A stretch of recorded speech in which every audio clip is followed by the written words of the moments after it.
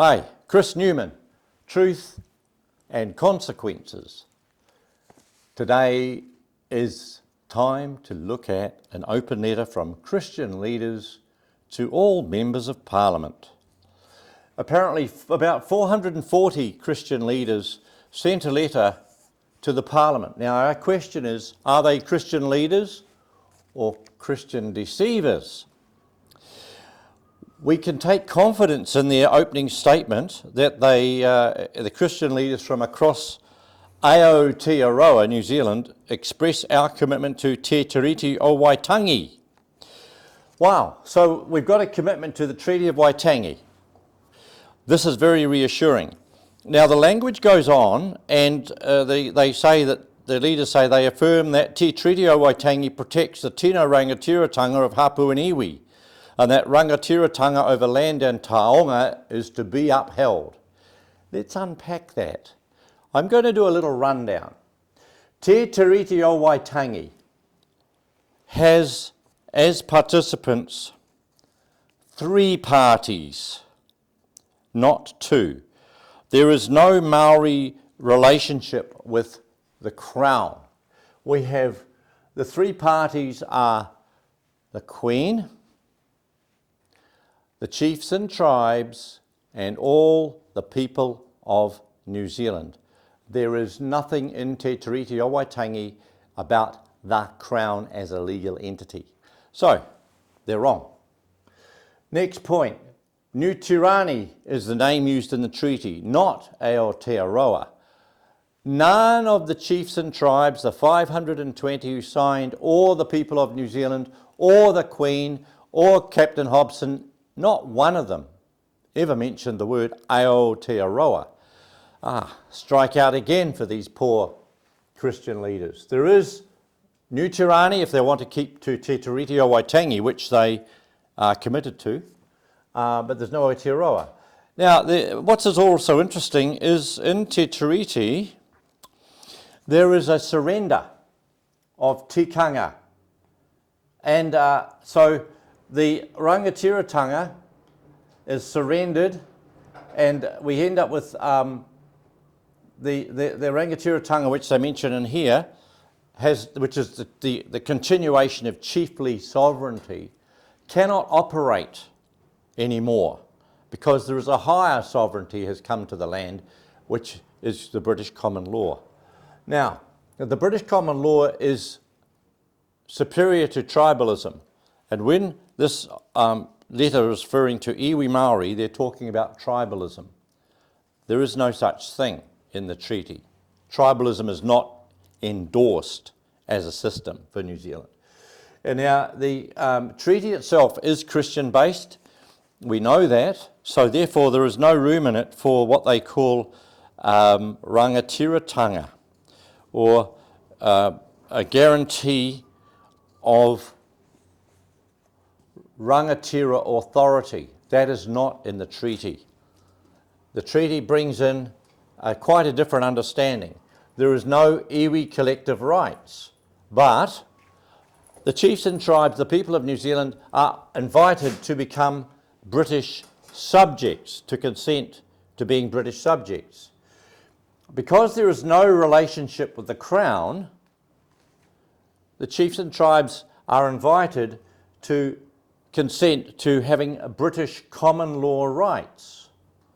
And the treaty is not a sacred covenant, but it is a common law consent agreement. If there is any sacred covenant, it is Queen Victoria's Royal Charter and Letters Patent, which was issued subsequent to the treaty. So in all these regards, the Christian leaders have completely missed Te Tiriti o Waitangi, to which they affirm their commitment. Let's go further. They are talking in this letter about Maori and Pākehā in the sense of division between the peoples of Aotearoa. But there cannot be, after 200 years of intermarriage, there cannot be 2 separate and distinct groups. So that the Christian leaders are not bringing people to honour their father and their mother and recognise that they are now one people, that there is no separate Maoriism or Pākehāism. We are all New Zealanders, and we are united by 200 years of marriage, and by sharing the rights as British subjects, and by participating in building a nation. Now, the Aotearoa is a very serious issue because it exposes completely this misunderstanding or deliberate political interference by the Christian leaders in a discussion which we need to have about the true nature of what the chiefs signed. They signed on New Tirani. They did not sign Aotearoa. The missionaries in 1840 who translated the treaty into the Ngāpuhi, the northern dialect, Henry Williams and his son, wrote New Tirani. They did not include Aotearoa. They did not write about rangatiratanga rights. The idea was that the chiefs would surrender their power, which was only tribalism anyway. So the next part of it is there was no collective tribalism, the iwi, the hapu, all that.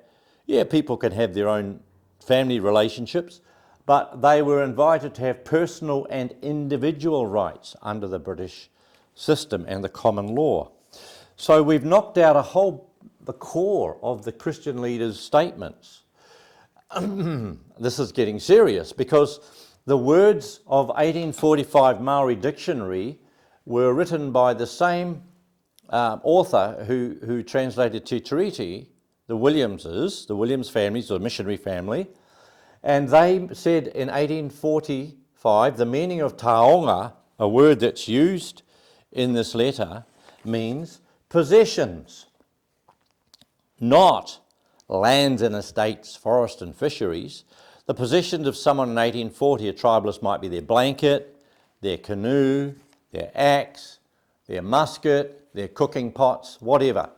But there is no mention in Te Tiriti o Waitangi of any duty of care to uphold the mana of Te Tiriti o Waitangi. This is an invention. And talking about these two people as if there's the people of the land and the people of the treaty is a further nonsense. You know, te tangata o Te Tiriti and te tangata whenua, this sort of language is very confusing because it creates division, doesn't build unity.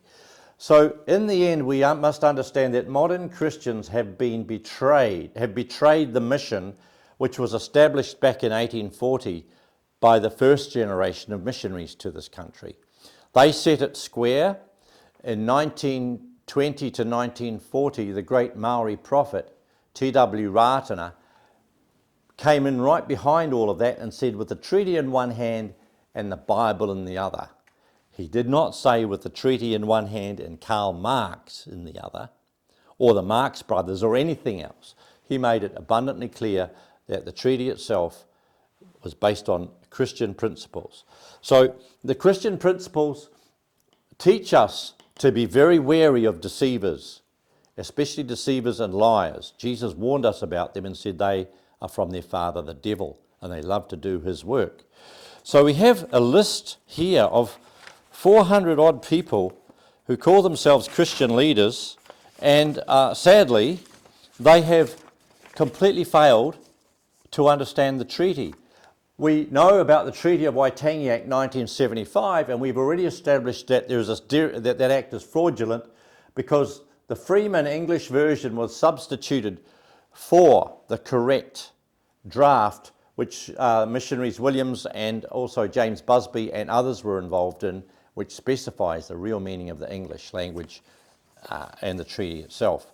So we can conclude from this that the Christian leaders do not have a grasp of the facts, or they are dissembling and deceiving others. I am throwing down a gauntlet, I'm throwing down a glove, I'm throwing down a challenge at their feet right now.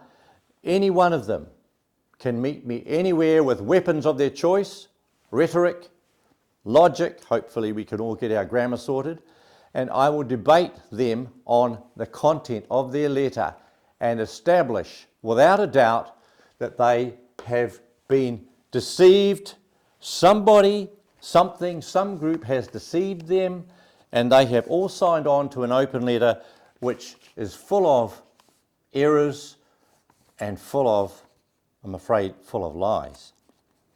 I will leave this point in front of you that the consequences of being a Christian leader and a liar is to abandon your mission, to fail before Jesus, to disqualify yourself to lead anybody, and in fact, you have completely collapsed your position into a satanic cause. And that is the judgment on each one of you who've signed this. And I rest my case. Truth and consequences.